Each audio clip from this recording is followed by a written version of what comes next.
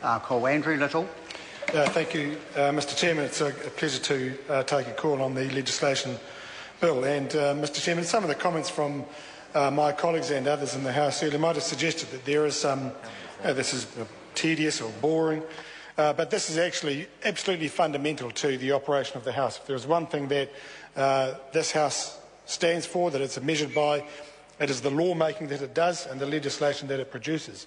And therefore, to make good out the record of the laws that we make and to ensure that the public and the voters, the citizens who are subject to the laws that are the product of this House, it is vital that those laws be properly accessible and understandable. And so this legislation goes some way to ensure that that happens. Mr Chairman, what I wish to address my comments to is that issue about accessibility. And I know, hearing some of the earlier comments from other speakers, as I say, some people think that this is more exciting for lawyers than it is for others. I have to say, yesterday morning, sir, no doubt, like many others, I watched the leap, the death-defying leap of Felix Baumgartner, and from 39,000 feet on the edge of the stratosphere, and that was exciting. But when we get to talk about our role as lawmakers, sir, that goes beyond excitement. That is enjoyable, and it is essential, and it is uplifting. And they are better things than watching somebody jump 39,000 feet. So when we talk about the accessibility of the law, Clause 7 of this bill allows or requires the places where the legislation, the printed legislation, can be purchased to be designated, so that there are known places where the law can be purchased. But the good thing is that the places where printed legislation can be purchased is not just confined to designated places. It can actually be purchased from other places as well. And that's a good piece of flexibility and a good piece of law.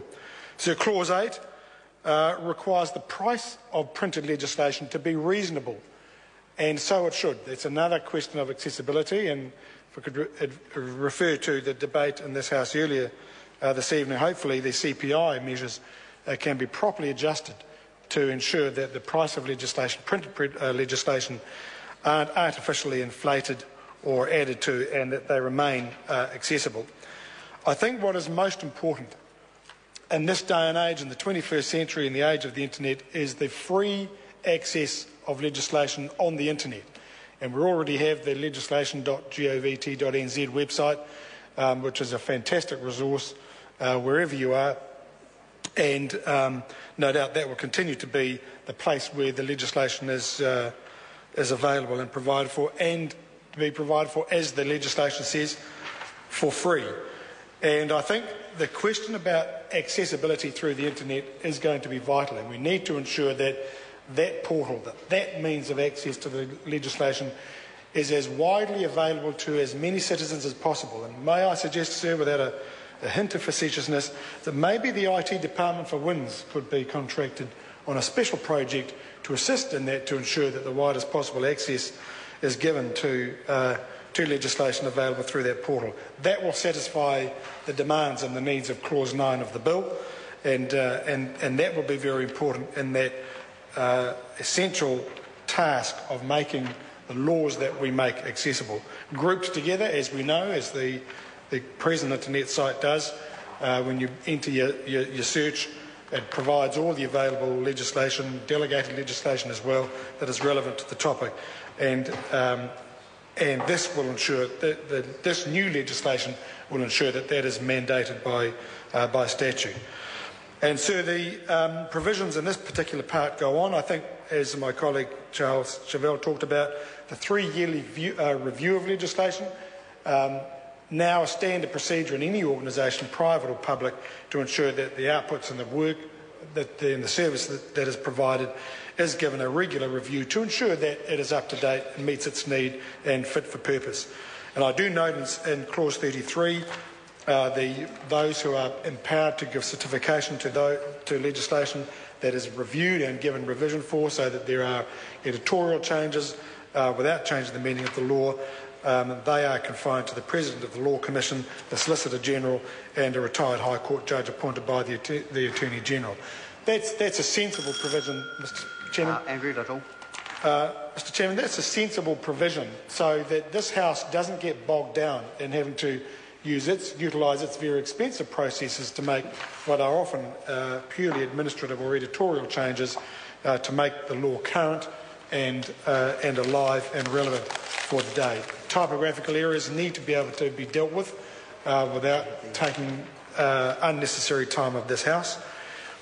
And those changes that tidy it up, that make the language, that modernise the language without changing the meaning, that is a very important task, and it's important that those who are tasked with it and those who have the job of certifying that the task is done without changing the meaning of the law does require some of the best legal minds that we have, and indeed the provisions in Clause 33 with the designated positions that are provided for there, well, I am confident to ensure that will happen. So, Mr. Chairman, on this part of the bill, like my colleagues, we are very keen to support it and see this, the 92-year-old piece of legislation, transformed and modernised so that we can get on and ensure that our legislation, the work that we do, continues to be made relevant and, most importantly, made accessible to the citizens who are touched by it.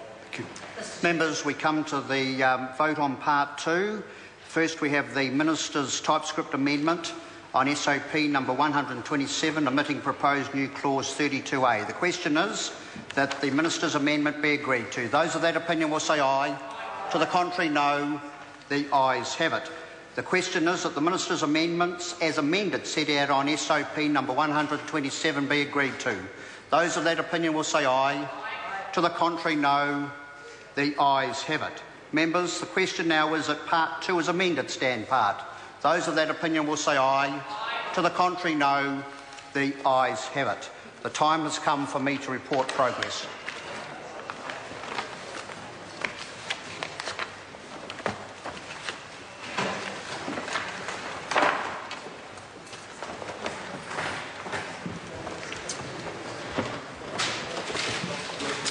The House is resumed. Mr. Chairman. Mr. Speaker, the committee has considered the Taxation, Annual Rates, Returns, Filing and Remedial Matters Bill and reports it with amendment.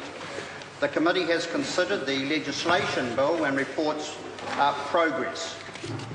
The committee has also considered the Airports Cost Recovery for Processing of International Travellers Bill and reports no progress. The committee has also considered the International Finance Agreements Amendment Bill and reports no progress. Mr. Speaker, I move that the report be adopted. The question is that the report be adopted. Those of that opinion will say aye. Contrary, no. The ayes have it. The Taxation, Annual Rates, Returns, Filing and Remedial Matters Bill is set down for third reading next sitting day. The remaining three bills are set down for further consideration in committee next sitting day. And the House will now stand adjourned until 2 p.m. tomorrow.